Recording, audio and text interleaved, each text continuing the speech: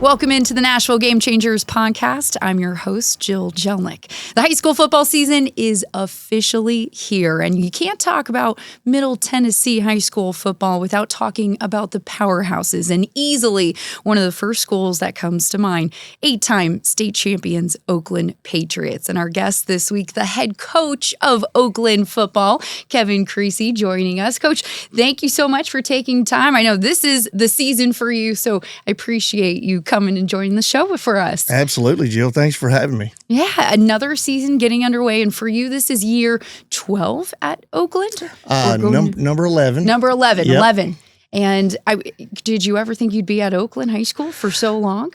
Over a decade? You just never know. You never know.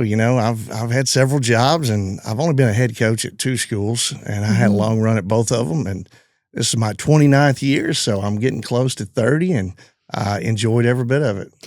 You've created a little bit of a dynasty when it comes to high school football here in Middle Tennessee. Not only are you the defending 6A state champions after winning the 2024 title, but you have won 4 of the last 5 titles, and correct me if I'm wrong, have been to the state championship game 7 out of the last 9 years. That, my friend, that's a dynasty. Yeah, it's high expectations, at Oakland, and we wouldn't have it any other way. It's one of those deals where, we've kind of, placed the pedestal kind of high, and that's good. We hope to get back this year, but it's tough. One of the hardest things ever is repeating, and, the year before we came up short, and so we saw how tough it was just to get back, and, the last season was real memorable, and everybody's talking about this year already, and I got to remind everyone that, last year's state championship team, a lot of those guys graduated. So they're gone. We're into 2025 now and looking forward to our first game. How many of those players did you graduate from last year? We had 20 really good seniors. Oh, wow, that 20. Have been with us for a long time. Okay. We've got some guys that they kind of get in our feeder system. My son, he started with youth football at 8 years old at Oakland, and a lot of his same teammates off that Pee Wee football team, graduated with him. So that was pretty cool. And it's good to have those guys in your system. And then, of course, along the way, have guys that come in, move into town and help us win a state championship. It made it even that more special. But you're right. When you go into the next season following a state title, following that gold ball, the target's on your back, but the target has always been on your back. And like you said, you kind of set the bar, the expectations. What are the conversations at this point in the season before you get going? It's one of those deals where, it's the hot part of summer. It's been a little rough here lately. And guys are, kind of getting tired of just going against each other and competing against each other. So got to remind them to stay hungry, stay humble. Don't believe all the press clippings, all the people patting you on the back telling you how good you are. What got you here is, your hard work and being coachable, being a good teammate. So we remind those guys of that all the time. And I'm sure people at all levels are doing that with their players. All coaches at any sport are probably having to remind those guys, let's just kind of stick to the fundamentals of what got us here. And like I said, we've had a pretty good recipe for success at Oakland. We got a pretty good formula that if these guys follow it, we'll have a successful year. A lot of people have successful years without a championship. I hate to be at a place that, every time you leave with a silver ball, you're disappointed. But that's kind of the monster that we've created. But it's always good to have high expectations. You mentioned your son, Kyler, earlier. Yep. He was a senior quarterback of last year's team. Yep. How do you even begin to describe what that final game was like with your son winning it all? Yeah, it was special. You look back and you got pictures of us when he was a small kid, being our ball boy back at Trousdale County. He was a ball boy, and we've been to some state championship, together, while he was on the sideline, 6, 7 years old. And for him to finally make it to that game and to leave there, a winner, I thought he had a heck of a game. He had a great senior year, overcame some obstacles, broke his collarbone as a junior, came back a little early, re-broke the same collarbone. So he went through some trials and tribulations and came out the other end, a better person, a better player. And, I think it helped him, become the man that we wanted him to be. He didn't just have it handed to him. He didn't have it easy. That guy went through some struggles. And from what I hear, I don't know for sure, but, it's a little tough being the coach's son. And for him to come out and, be, the guy that he is, with his faith and being a great student, with a 4.0 GPA, the guy's leaving a legacy along with all his other teammates, with that senior championship. Your wife, Katie, I'm sure there weren't a lot of games that she missed, especially last season. Is she one of those that watches, like my mom watches with partial eyes closed, like, no, I can't watch, or is she pretty calm, cool, and collected in the stands? Well, the funny part is right around COVID, with all the separation, we started allowing fans, especially if they had, some kind of credentials that their coach's wife, sit on the track. Okay. Oh, that's right. Let me tell you, that was the best thing ever. Because while, Kyler was in middle school or whatever, she'd come to the games and she'd be up in the bleachers and everybody would be talking about what an idiot the coach was. She might actually agree with him, but now with her son out there and they're like, saying mean and hurtful things about the quarterback, she might get in a fight or something. So it was always good to have her, kind of sitting on the track. Yeah. Will she still probably most likely be on the track somewhere this season? Guarantee she'll be at a ball game. Her whole life she's been around football and been at a stadium near either Hartsville or Murfreesboro. So she's going to no doubt be at a game every Friday night. How did you first get into coaching? I think it's kind of like a lot of people that I talk to that get into, especially high school coaching. They had a good influence in high school. I look back and, besides my immediate family, coaches had the biggest influence on my life. I played for a legend in Bobby Sharp. He's a Lewis County legend in Hohenwald, and he had great assistants. I look back, Bobby Page, Bobby Pace, some of those guys, I looked up as big brothers or, like father figures, and, they helped me along the way kind of get into a profession that I knew I could wake up every day and not dread going to work, wake up every day and love what I do. And, it kind of helps me, with the competitive fire that I got, even though I'm getting a little older, not too good at golf. So I'm glad to have something that I can still, be competitive with and get a lot of pleasure out of it. Good coaches help grow young, potential future good coaches. And every coach we've had on this show has given some sort of shout out or talked about his or her journey and having a strong influence in their life. And I have to imagine that also continues to inspire you to be that person for your players, your other sons.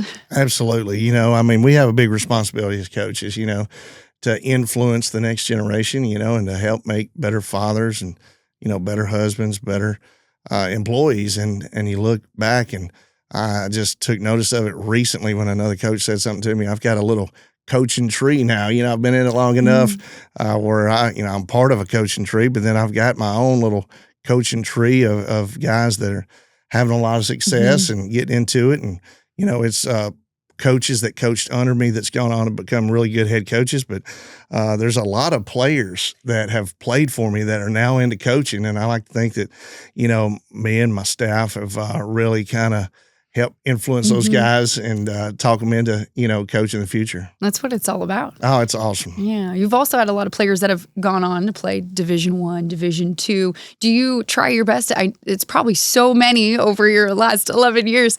Do you try to keep in touch with those former players as often as you can, especially while they're playing college ball? Yeah. The funny part is, right now, I've got a guy, he's trying to get his feet wet in college football, and he's come back and helping MTSU a little bit, and his family's still, out of state, so he's crashing at our house. So oh my gosh, we're that's getting great. to meet up and hang out and talk football, and I want to try to do everything I can to help his career grow. But at the same time, I still got players that are trying to make it in professional football. I'd love to go watch them sometime start a game, and then I try to make it a deal where before they graduate, usually it's their senior year, I try to catch one college game. It's a little tough sometimes, but try to catch at least one of their college games before they graduate, and let them know I'm still thinking about them, still text them every now and then, stay in contact with them. Of course. What are some of the games that you've been able to catch maybe last year or going to this year? Yeah, last year, oh man, I went to the Rose Bowl. Wow. Who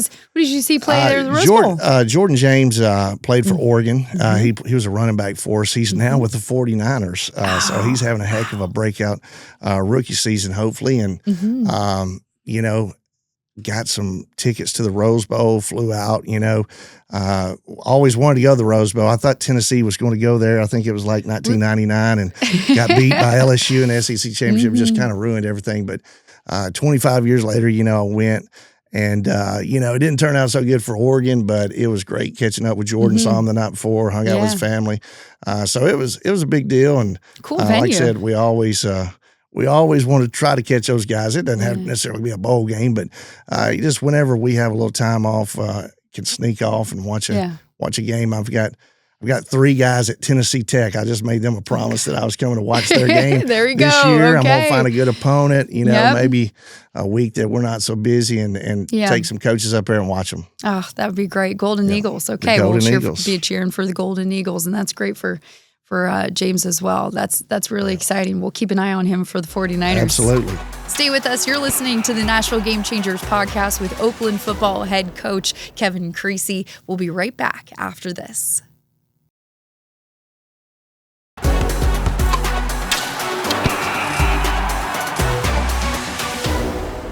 Coach, new team. Right? Like you said, graduated 20 seniors. So new mix of players, maybe some new leaders emerging. What have you learned about this new group so far? I love this group. They've just kind of put their nose to the grindstone. What you want, you don't want them, big-headed and, living off last year's reputation, So our guys have hit the weight room in the offseason, done a tremendous job. We've got an indoor facility in which we do agilities, for the last 3 months before summer started up. And we're having these morning practices and, it's been a process, 10 years ago when we were doing this, we'd have, a dozen people late and, we'd be spending more time punishing kids than anything else. And now, we got players beating coaches there. I think that's pretty impressive. And, we don't have to worry about absences or lateness. And I think that's kind of our culture has finally kind of gone on for a while now where the guys set good examples for those young guys. And now the young guys have become the old guys. And so they're kind of leading by example. And I'm really excited for this season. Yeah, a testament to the culture you've built over the last several years. Accountability is always something that you got to learn early, whether you're playing high school athletics or on a high school team or not. You have to learn that accountability when you're younger to help prepare you in life. And that's why I love sports so much. So many of the lessons come full circle for when you do leave the house and go to college or when you do graduate from college. You're building young men and potential leaders someday. And I think that's hilarious that they're beating you to the practice, to the gym, to the facility. That's how you know you're doing something right. That's right. And there's a lot of, like I said, future employers, that are looking for guys like that. And, we have some guys that end up going the military route. Some guys go to work right out of high school and all those guys are having a tremendous amount of success. And, a lot of times a coach can look back and be like, that guy's he's going to have a hard life ahead of him. You know what I mean? He has to have hard lessons to learn. And, he's a guy that's, repeatedly, making the same mistakes or late or, doesn't prioritize stuff. So, you can kind of see the future. And hopefully if a guy's on the wrong track, you can kind of get straightened up and help him out. A lot of times, we had a conversation with 2 players yesterday, and it was a tough conversation, but it was one of those where it was like, look, you need football more than football needs you. We're trying to help you, but at some point we're going to cut you loose if you can't help yourself. Yeah. And to have those conversations, they're tough, but, at some point somebody's got to, get them ready for the real world. And, it's the case that some of these guys are kind of babied a little bit, sheltered a little bit, kind of taken care of a little too much. And at some point they're trying to act like adults, half the day, and then the other half of the day, they're not. So we're trying to get them to manhood pretty quick around there, and hopefully we can help them. Like I said, we've straightened out some guys, and we're real disappointed when we can't.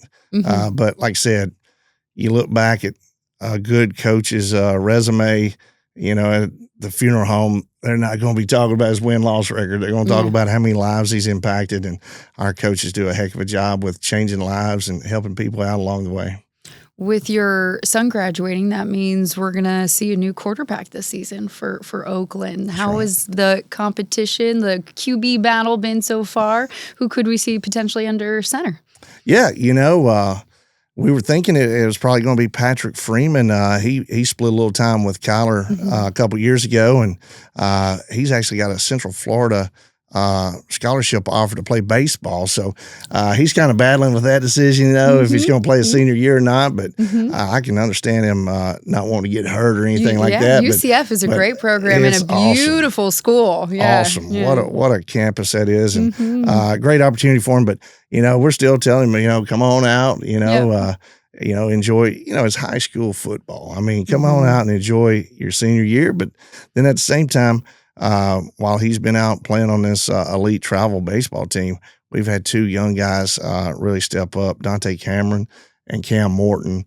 And Cam is just going to be a freshman. Oh, wow. Yeah. So we've got two of them battling it out. And, we've had a scrimmage with Lipscomb Academy the other day, and we split every other rep, and, man, they both did really well competing against each other. And, you talk about life lessons. There's your life lesson. You need to compete in everything that you're doing, and you do that, you only make yourself better whenever you got somebody that's pushing you. And those two are pushing each other all summer. And I'm not sure about which one's going to be the starter, but right now, both of them are very willing and able to play and make plays. And like I said, the future's bright for both of them. That's exciting to hear. You've always had an exciting running game as well. I whenever we have, whether it's myself out there shooting your game or our other photogs for Fox 17 and our Football Frenzy Live, I swear the running backs just jump off the page and they're coming right to us in the end zone. And it is such a fun offense to watch. How does your running game look this year? Well, we do have one of our best running backs coming back, Craig Tutt. Right. He's committed to Ole Miss to play defense, but man, he does a great job with the ball in his hand. Doesn't take a lot of coaching with him. We just got to find a way to get the ball to him. And he was up for Mr. Football last year, and we hope to keep him healthy. And he'll play both sides of the ball this year, but he'll be getting a lot of the carries. And like I said, we've got a slew of running backs. The running back room is really full. And they are kind of like clones of each other. They're all about 5'8", 160. And then you see Craig walk in, at 6 foot, 190. And he's a little different, but I think we've got plenty of other guys to kind of help pull the weight for the rushing game. Do you guys do any specific team bonding in the summer? I know they're really, the kids are supposed to relax and be with their families. But when you guys do come back for camp for the first time, you guys do any specific team bonding activities? We usually travel and take those guys on some 7-on-7 tournaments. Yeah. Back in the day, we'd go to Charlotte every year, and that's when we really got. When you're spending time in a hotel room with people for 3 days, to know them. and then you get a 10-hour drive on a bus, that you do. You find out some interesting facts about guys that you would have never guessed. And so we always try to get a little bonding time, whether it's with the 7-on-7 guys, our linemen. They had a cool event with the Titans the other day where they got to do their own little lineman challenge and competition. But I think, for the most part, if you look at it, a lot of times our guys are with the coaches as much as they are some of their family. And so we've known these guys for a while. We looked at it the other day, and out of the 22 starters, 17 of them went to Oakland Middle School. So, we've known those guys. We watched them their whole life grow up and playing football. So we're pretty tight with those guys. I think that may separate us from some of these guys that just go out and, whatever, find the next superstar or whatever. we like good transfers coming in. Don't get me wrong. Yeah. And that's part of the world we're living in. But Yeah. there's nothing wrong with good homegrown talent that has grown up idolizing someone on Oakland's team and wanting to be like them. And that's kind of what we got now. You know, we got people that grew up wanting to be the next Woody Washington. And, you know, luckily, he just graduated from Oklahoma. And so we've brought him back on staff. And so he's one of our coaches now. And so Woody had a heck of a career with Oklahoma. And now these guys that grew up watching him, you know, when they were in youth football or middle school, now they're getting coached by a guy that they've looked up to. And you know how it is, you know, when you're a middle schooler, you know, the Titans are great and everything, but, you know, you could run into Woody Washington in the grocery store, you know. So ultimately, those guys have known Oakland football forever. They've known our players, you know, and we've had some interaction with those guys hosting youth camps every year. So at the end of the day, man, we're so proud of, you know, just kind of what we've built at Oakland with guys coming in and wanting to transfer here. You know, we felt like we built a good product and, you know, people moving into Murfreesboro, they're looking for a place to play. They come to Oakland a lot of times, but then at the same time, we got homegrown talent from schools, you know, like Las Casas Elementary, you know, St. Rose Catholic School. All those have had players that have stepped up big time and played for us. And now with the new transfer rule, players can transfer and be eligible right away. That wasn't the case. They had to sit out an entire season. It's crazy. We're seeing so much change and evolution at the college football level, and you can't help but feel there's a trickle-down effect to high school football. Absolutely. I've always said that, you know, there's a trickle-down effect from, you know, you look at it, the NFL, you know, that's the epitome of professional football and people that do it for a living. And what they have going on trickles down to college and then college down to high school. You know, you look at our heat policy, you know, our practice policy, you know, there's no longer 3-a-days, you know, like there were back in the day. And that's all come from up top, you know, the NFL down to college. Our concussion policy is based off of what they've done in the NFL and also in college. And now, you know, some of the other things that aren't as helpful, like the transfer portal and all that stuff, you see that coming in, NIL, you know, who would have ever thought that would have been a thing? But ultimately, you know, we're just playing the cards that are dealt us. And right now, to our county's credit, you still have to live in our zone for the one-time transfer deal. So, you know, to get into our school, you have to live in our zone.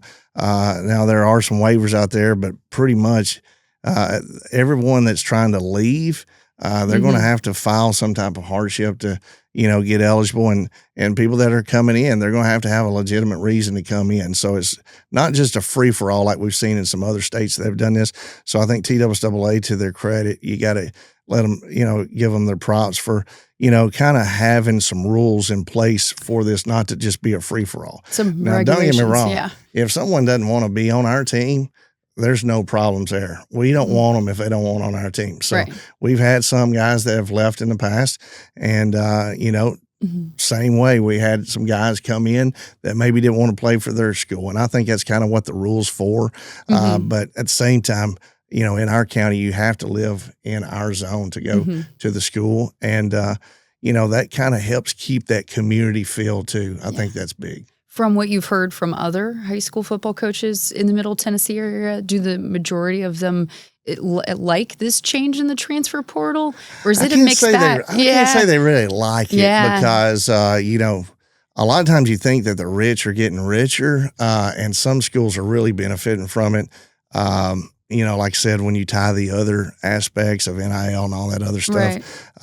But yeah, I don't think people are necessarily liking it. I don't see schools out there actively recruiting kids. You know, I think they're not going to turn anybody down at the door that's really good at football either.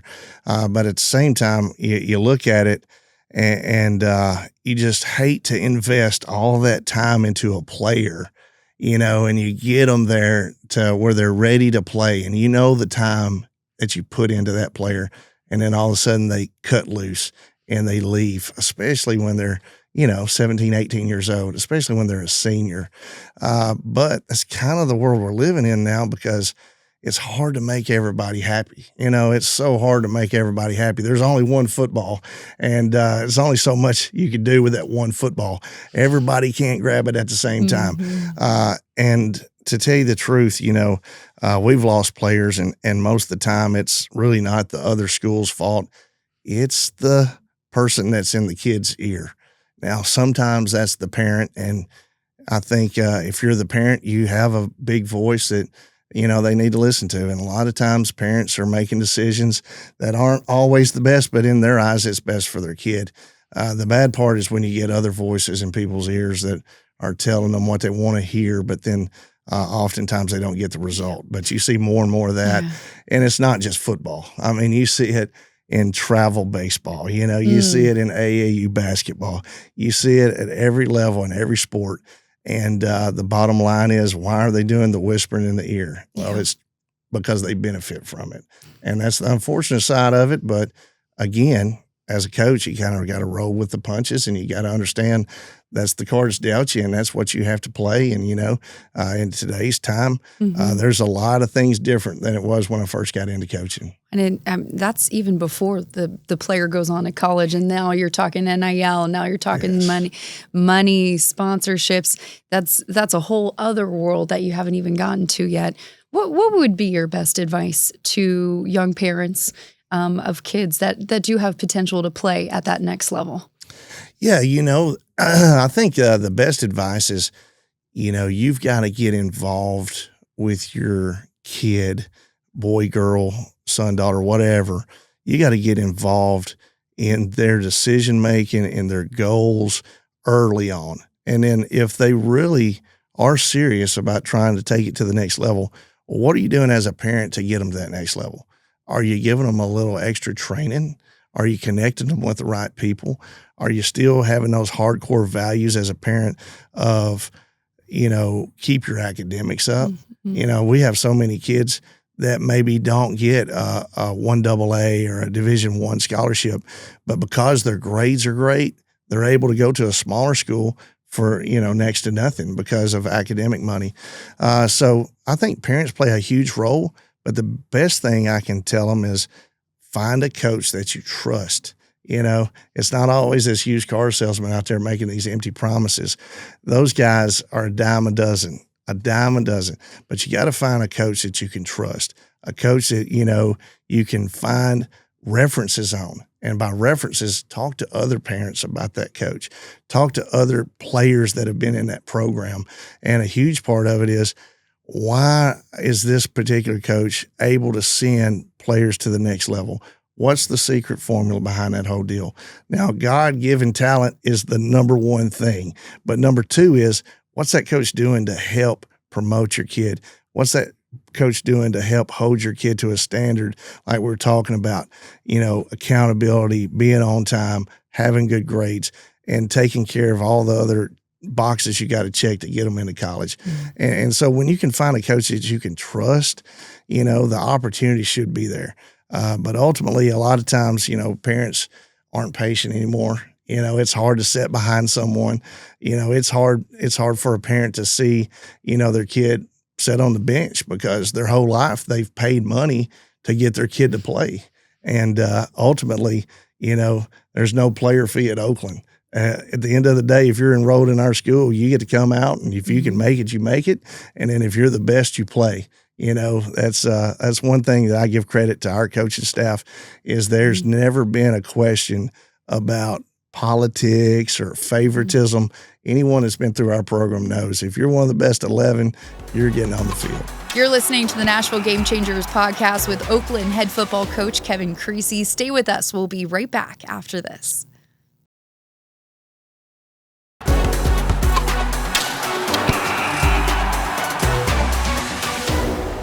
Coach, we talked a little bit about the changes at the college level and the trickle-down effect. I'm curious, have you noticed a lack or a decrease in high school football scholarships because of the transfer portal and the changes at the college level? Those scholarships are now starting to go to experienced college players? Oh, that's a great question. And that's something we talk about all the time. I have noticed that. Okay. You know, we had fewer guys on signing day this past year than we ever have. Okay. Also, we have schools around Murfreesboro, colleges that are telling us, Coach, we're strictly getting players out of the portal this year. And that's just disheartening for one. It's sickening to know that, this team may have 2 or 3 players from Oakland that have established themselves and done a really good job for them. And they're just saying, we're going with guys out of the portal. And that's tricky, because if I was a college coach, I completely understand where they're coming from. College coaches are making a really good living, most of them 6 digits, a lot of them even more than that. And so when I'm trying to pick between an 18-year-old kid that's never been to college, you don't know if they can make that 8 a.m. class, if they can make the mandatory team meal at 6:30 a.m., the weightlifting, the rigorous practices. But then you got a portal guy that's 22 years old. He's got a wife now. He might have a kid on the way. He's got a lot more to play for, and he's got to earn his money. And so, as a college coach, I would think I'm taking the guy that's 20 pounds heavier, that's been in the weight room 4 years. He's got 4 years of college experience on this little kid from Murfreesboro, and especially if I'm trying to win right away. Because those coaches don't want fired. They want to continue to get that big paycheck every month, and I understand that. But at the same time, if you're a guy that is trying to build something and you got trust in the guys that make the decisions for your college, that they're going to stick by you through the building process. Every job I've ever had, it wasn't just walk in and, knock everybody down and go 15-0 and win a gold ball. There's been a building process. And so those college coaches that have the confidence that they're going to be there for a while, they can actually sign a high school guy and develop them themselves. And I think a lot of times guys are in portals for a reason, they're unhappy. And so when you get this guy from high school, you at least know that you're getting a fresh start on a guy. He's brand new. You can teach him up and coach him up how you want to. You can start the expectations right away, and then you can train him up. You can get him in the weight room the way you want to. And ultimately, you can mold him into the player you want to be. And maybe it's 3 years later that he turns into that guy that you want. But, there's not a lot of room for patience nowadays, especially in college football. And I think that trickles down from the NFL. They give you 2-3 years to win. And if you don't, boom, it's on to the next guy. And that patience factor is that's probably tough to convey to a 18-year-old high school kid that has huge dreams. Yeah. What do you tell your players that do want to play at that next level? But it's more difficult. Yeah, it's tough. It's tough whenever you're the big fish in a little pond, and then all of a sudden you get to college and the D linemen are running as fast as you are. Everyone there was the best player at their school, so it's kind of like everyone that goes to college is going to be on an all-star team. But that's where we get into it again. I've had this conversation this year with parents and players alike. Why would you run from competition? Oh, well, this receiver just moved in. I may not get enough touches. I want to go to another school where I'm going to get more touches. Ultimately, you're running from competition. Why don't you stay put? Why don't you work your tail off, 5 days a week, and then show us why you need more touches. Show us why you're just as good or better than that guy, that's across from you on Friday nights. Ultimately, coaches are going to make decisions on who has the best game the week before and then the practice of that week. So, compete in everything you do. That's our message. Don't run from competition. Ultimately, the easy way out, and a lot of times parents side with their kid and try to help them out of rough situations. They try to help them out of hard things. That's one of our mottos, do hard things. And the hard thing sometimes is like, I got to sit on the pine this week. What can I do to get my butt off the bench? And there seems to be a a problem, and it's throughout the country that people are trying to take the easy way out when they should stick around and they should compete. And that dude that's a little bit better than them, they're going to get that guy better if they're made out of the right stuff. And ultimately, there could be a great competition to make both of them grow as not just players, but good teammates. Do hard things. Do hard things. I'm ready to go. Like I got goosebumps listening to you. So you bring on the competition. I'm ready for my work week this week. That's what I'm talking about. Let's go. Beware, Channel 4, Channel 5, and Channel 2. I'm coming for you. No, I'm just kidding. That's what I like to hear. Coach, I loved our conversation. Great insight, and rightfully so, with over a decade at Oakland and nearly 30 years. So I love. I feel like we could continue talking about all this for forever and ever. Yeah. Before we let you go, I do want to ask you, in your opinion, if you have anything that's been lighting your fire lately, front of mind. Obviously, our conversation we just had, I feel like that was a really good opinion as well. But anything else, free range, go wherever you want. Like I said, I try to keep my opinions to myself. There's always somebody getting offended or whatever nowadays. But ultimately, going back to what we're discussing, I grew up in a small town, loved my high school experience, Lewis County, Hornwall, Tennessee.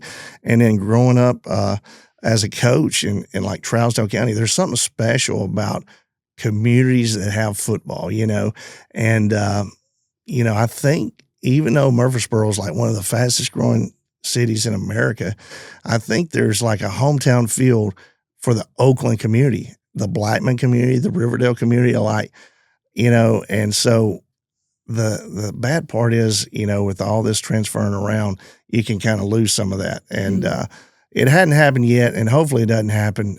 But ultimately, it's tough whenever you pull up the Tennessee roster and, back in the day, you know every player and you know what number. Now you got to figure out who's number 11 this year, and who's still around and who's not around. So as a fan, that's frustrating, but it also kind of, makes you feel a little uneasy about the future of football when people are moving around left and right. But, with high school football, it's happening now, but hopefully, like I said, with 17 of our 22 starters being from Oakland Middle School, I think we still got a lot of that hometown feel and community feel. And I think if you tune in, and y'all do a heck of a job, and I want to tell you, thanks. Thank you. Appreciate it. Thanks for going out and not just going to the professional sports markets around here. I understand they got to get their time too, but y'all do a heck of a job of going out and checking out the communities that still value high school football along with all the other sports. I think I ran into you at Columbia Academy one night. Yeah, that's right. Little small Columbia Academy was recognizing a girl that was amazing, I think, cross-country lady. And so I was just like, that tells me something right there, that they see the value in not just high school sports, but you see the value in community. Yes. And I do too. I think it's kind of what our country was built off of. Yeah. And I think that's the thing that's going to kind of keep us together even through these tough times. And a lot of that goes back to going to a little stadium on a Friday night and having that hometown feel. And, it was awesome. Last year we got to go to Anna, Texas, and played the state champions from Anna, Texas, who in 1980, their town was 2,000 people. Now their high school has 2,000 people. Yeah. So it's a growing town like Murfreesboro, but you can still feel the pride and the community involvement of everybody going to a Friday night ball game. And I think it's neat that, it's still going on in Texas, still going on in Tennessee, and I think we need to keep that going. Friday Night Lights is a magic that is so real. And you could put as many rules or new regulations, new transfer portal, this, blah, blah, blah, blah, blah, all this money. But the Friday Night Light magic will never go away. I saw that when I first got started in North Carolina, when I was in Texas high school football. And as soon as I came to Middle Tennessee, I was overwhelmed by the Friday Night Light spirit. Yeah. And you just, I love that we do the 30-minute show. We're the only one in the market that has 30 minutes for high school football. And as many nights as it makes me want to pull my hair out sometimes, it still is something I take a lot of pride in, and I am so happy to be a part of. Because I fear that there's going to be a sports world one day where high school sports are no longer in our sportscast. And that would be my opinion, is that high school sports always has to have some sort of presence when it comes to sports broadcasting in a market. In any market, really, Nashville, LA, even New York, there has to be that tie-in to that level, because we can't appreciate the pros if we didn't celebrate their journeys from the very beginning, right? And their names, we recognize them and see them go on, play for the 49ers, like James. And so I hope high school sports and the magic, especially the Friday Night Lights, I hope that never goes away. Yeah, me too. And I tell you, like I said, I've bragged on you guys. Y'all do a heck of a job. And if you think our kids don't tune in, to watch that. Good. But the good part is, with social media, a lot of times people just flick through and see a score and move on. Yeah. Y'all kind of tell the story still. Newspapers are getting away from it a little bit, but I still admire the newspapers that really showcase what's going on in communities with their high school sports. And then, of course, there's some of the older people, I think back now, maybe because I'm getting older, but, grandparents that aren't able to walk up in those cold bleachers at, November night, they can actually tune in and see some highlights and see what their grandchildren are doing. And I think that's still important. And, like I said, alumni from Oakland that, maybe couldn't make it to a game or moved away, they can still figure it out and tune in and watch it. And I think that's big. Did you ever watch the show Friday Night Lights? I did not. You're actually not the first high school football coach I've talked to that has not watched the show. I read the book in high school. Oh, okay. Yeah, we'll give you credit for that. Yeah, you have a very Coach Taylor vibe about you with the Friday Night Lights and the bringing the community together, and that's a huge compliment. Coach Taylor is like one of my favorite fictional characters of all time. I know Booty Miles, and that's about it. Yeah, okay, that's fair. Maybe one day when you have a little more time on your hands, I think check it out. Yeah, put that on your list. Coach, thank you so much again for joining us. So excited for this new football season. So excited for this new team of Patriots, and to continue to cheer you on Friday nights. Thanks again, and best of luck. Thank you. Thanks so much for listening to the Nashville Game Changers podcast. We hope you enjoyed the episode, and be sure to tune in next week for our new guest. And also be sure to check us out on YouTube and social media. And when you're there, like and subscribe.